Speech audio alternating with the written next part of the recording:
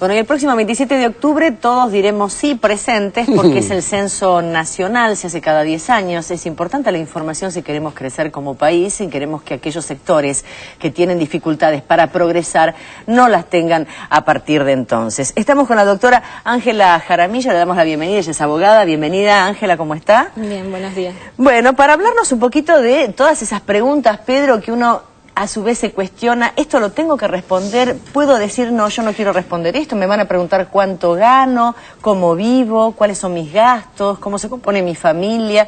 Pero hay algunas primeras veces que me parece que hay que destacar en este censo 2010. Por ejemplo, Ángela. Lo importante para los pueblos originarios es vernos reflejados en el censo y poder tener la oportunidad de contestar si pertenezco o no a un pueblo originario. Y entonces la pregunta va a ser, ¿usted pertenece o es descendiente de un pueblo originario? Y poder, si lo sabe, poder de qué pueblo pertenece. Yo voy a decir soy de pueblo Colla, otra persona dirá sí, pero si no sabe el nombre del pueblo exactamente, sabe que tiene raíces indígenas, pero no sabe qué pueblo, va a poder poner también, si no conoce el pueblo, pero saber que es descendiente.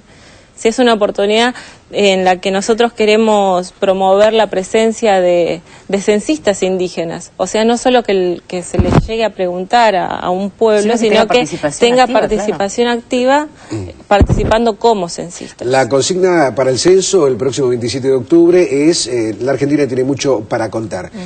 ¿Cuál sería la primera diferencia entre este censo del año 2010 y el anterior o los anteriores? Bueno, la pregunta de pueblos indígenas está mejorada en el sentido de que ya no va solo si hay una persona perteneciente en la familia, sino cuántas personas en la familia, eso es lo que va a llegar a enumerar un número, a cerrar un número ya demográfico y no por cantidad de familias, ¿no? Sí, pero me refiero, parece que el censo también por primera vez pone el ojo en las minorías. En otra participa también, se reflejan los números de discapacidad y la presencia de afrodescendientes. Claro. Sí.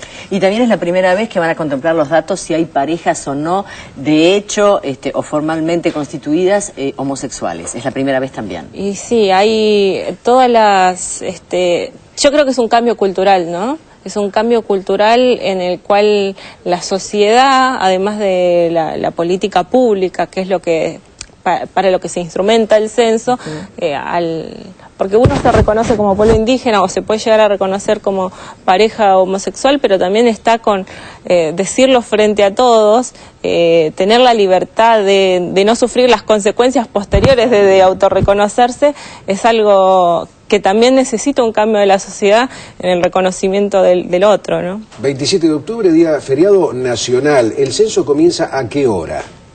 Comienza temprano, va a ser todo ese día, porque ese día va a ser... ¿Y qué debe tener la gente en su casa como para acreditar justamente la afiliación? No necesita documentos, o sea, el censo es anónimo, no necesita documentos. Eso es una pregunta que se reiteró en las comunidades de pueblos indígenas, porque en cierta medida hay miedos, así como hay situaciones... Prejuicios también. Hay prejuicios desde ambos lados, claro. Como les decía antes, desde el quien pregunta hasta quien responde, es una cuestión de identidad. Y bueno, esta participación la estamos dando desde el espacio del Encuentro Nacional de Organizaciones de Pueblos Originarios, que venimos trabajando estas propuestas en el marco de lo que es el Bicentenario, para generar nuevas medidas que corrijan la exclusión, claro, ¿no?, de los pueblos. Doctora, yo no sé si la voy a poner en si con esto la voy a comprometer, pero toda esta información, una vez que termine el censo, pasa a formar parte de lo que es el INDEC, ¿no? Porque allí es donde se va a ir sacando conclusiones.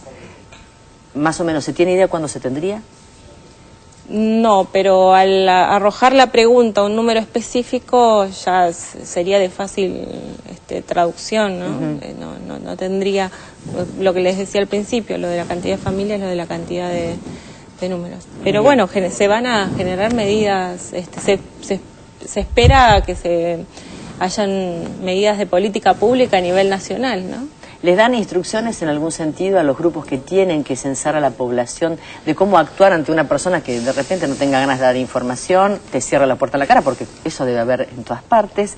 Gente que es sobre todo muy amable y que no va a tener un problema en seguir charlando. Digo, ¿hay ese tipo de sí, están las capacitaciones y bueno, para lo que es pueblos indígenas va a haber también en cuestión de la lengua, del idioma. Por ejemplo, los que hablan guaraní y tengas un censor que no puede interpretarte. Bueno, por eso es que es necesaria e imprescindible y obligatoria la participación indígena, porque estamos hablando de derechos y cuando alguien habla de derechos también habla de obligaciones, ¿no es cierto? Doctora, según los últimos informes que se conocen, ¿cuántas personas integran la comunidad autóctona, indígena, pueblos originarios en nuestro país? Más de 30 pueblos somos, así que cada pueblo tiene arrojado, eso se puede levantar fácilmente de la página de INDEC, que es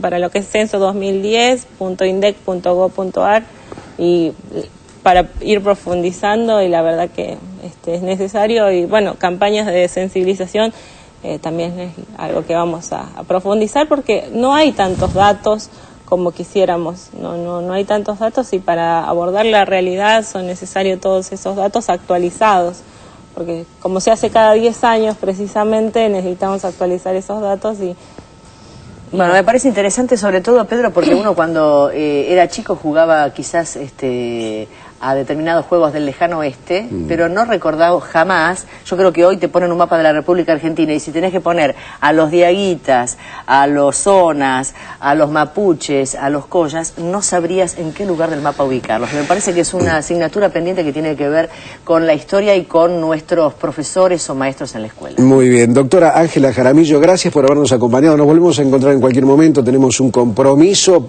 con nuestra identidad, para saber quiénes somos, cuántos somos en realidad, cómo estamos compuestos, qué sociedad tenemos, así que seguramente nos vamos a volver a comunicar antes del censo, ¿sí? Sí, por supuesto, y también dejar abierta la página del encuentro, que es www.pueblosoriginarios.org.ar. Muchas gracias, doctora.